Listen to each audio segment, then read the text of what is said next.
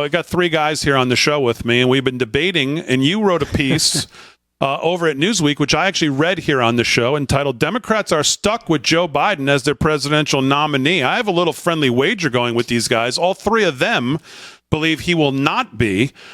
John Solomon and I are team Solomon and myself on that he will be. I think you're on our team, if I'm not mistaken. Why are you on our team? I am, and I've been saying this for over a year now, actually. So, in my circles as well, our group chats, we've been debating this for a very long time now. Look, my basic argument, which I laid out in the column that you graciously referred to, my argument is basically this. If it's not Biden, then the obvious choice by definition is the vice president, Kamala Harris. Kamala Harris is like the only politician in the world who is currently less popular than Joe Biden. Kamala Harris could literally go on national TV and say puppies are cute, and the American people would hate it because it's coming from her mouth, the cackler in chief. She is awful, terrible. She's just terrible. She is truly abysmal at the game of politics. It is astounding that she has actually gotten this far.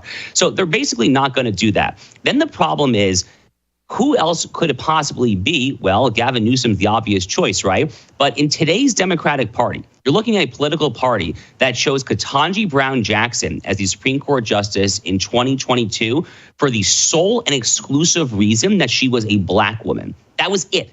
They literally limited that search to replace Stephen Breyer on the Supreme Court to 2% of the American lawyer pool. That 2% are simply black women. They announced that they were doing it, and they did it. So you're going to tell me that party is the one who's going to pass on the first black vice president? She's kind of sort of black.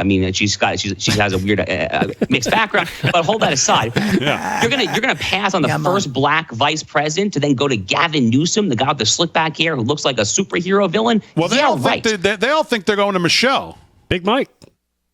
Okay, so she if we want to go there.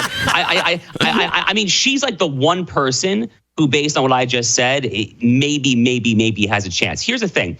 I actually don't think the Obamas want that because they're basically running the show from my perspective today as it is. We all saw that photo of Barack Obama at 10 Downing Street meeting with the Prime Minister of Britain a few months ago. I think Barack Obama is essentially the shadow president right now.